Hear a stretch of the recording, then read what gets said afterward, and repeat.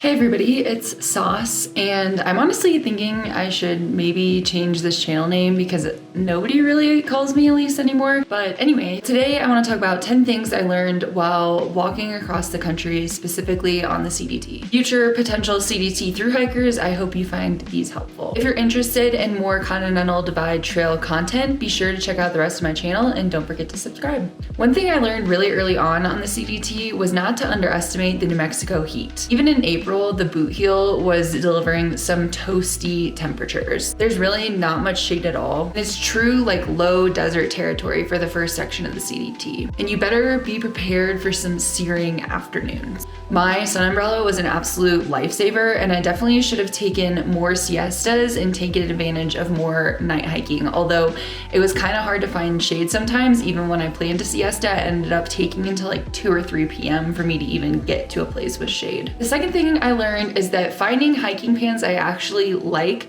might be a good idea next time. I really like hiking in shorts, I just kind of prefer to wear them, but I think if I were gonna do it over again, I might really try and find the right hiking pant for me. First, for sun protection, even with putting on sunscreen regularly, my legs just got really toasted being above 10,000 feet so much and being above tree line so often. Second, there's a decent amount of overgrowth on the CDT, even in like national parks like Glacier, which was kind of a surprise to me.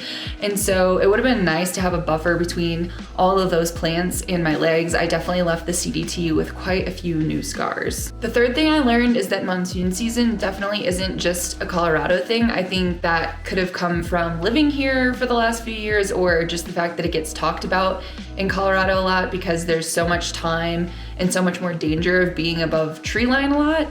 But we definitely encountered a lot of storms in Montana. And the hail in Montana got pretty gnarly. Luckily, there was usually somewhere to hide, but there was 1 or 2 times where we were in a burn area and I was like crouching behind the only tree I could find, and it wasn't really doing much. There was also plenty of lightning and thunder that was keeping us on our toes. So just keep in mind that those monsoon conditions can happen anywhere along the divide. The fourth thing I learned is that the tread on the CDT is truly pretty rough, and that comfy shoes are definitely necessary if your feet are not accustomed to that. Nothing really helps you internalize the PCT is graded for horses like hiking the CDT. What I mean by that is if the PCT is your first thru hike like it was mine, it was very easy to take for granted just how nice that tread is. The CDT showed me how rough hiking tread can be on a consistent basis and made me want to kind of rethink my footwear. After 5 months, I felt like I personally needed something with quite a bit more cushion. Before I started hiking the CDT, I'd heard a lot of rumors about the roadwalks, and the fifth thing I learned is that really most of the bad roadwalks are in New Mexico. Chances are, if you've been thinking about hiking the CDT, you've heard about the infamous roadwalking. But the secret, in my opinion, as to why those are so terrible is because they're so concentrated in the first state, and so it's kind of like a shock if you're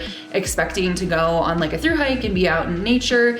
You end up on a lot of gravel and dirt roads, which maybe isn't exactly what you went out there for, even if you knew that there might be roadwalks. A few things I didn't expect though, after hearing all the rumors about how terrible the roadwalking was, is that one, I feel like the paved roadwalks are actually pretty few and far between, and you can avoid some of them if you put in a little extra effort to look at alternates. And two, that meant that a lot of these roadwalks were actually pretty remote, like gravel and dirt roads.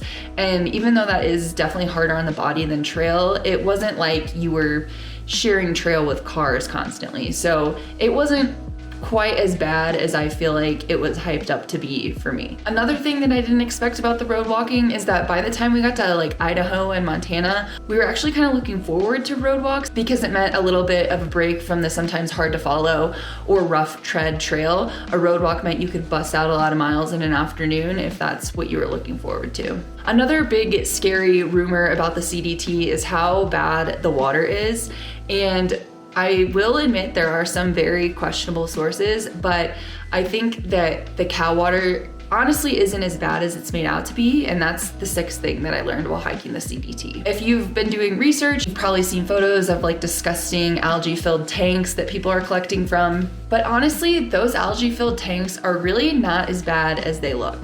Once you get your bottle in there, a lot of times the algae is mostly on the surface and you can kind of go below that, and by the time you pull your water bottle out, it's actually fairly clear. I of course would definitely filter this water, but it's not as bad as maybe it looks. And another thing is a lot of times there's pipes running into those tanks, so you can actually fill up just right from the pipe itself, and you don't even have to collect from the tank at all. However, I will say there are sources you need to watch out for, like there are cow ponds, not cow tanks, where cows are literally just walking through and pooping in it, and you're watching this like all get stirred up as you're trying to collect water, and that's when it makes you start to really question your life choices. But luckily those are pretty few and far between. And a lot of times you can honestly avoid those if you carry a little bit of extra water from another source, but sometimes they are unavoidable. I will say though that I never had to carry more than 5 liters on the CDT, and while that's definitely more than I'd like to carry in a typical water haul, it's not the worst. On the same subject of water, something that really surprised me and I didn't hear much about before hiking the CDT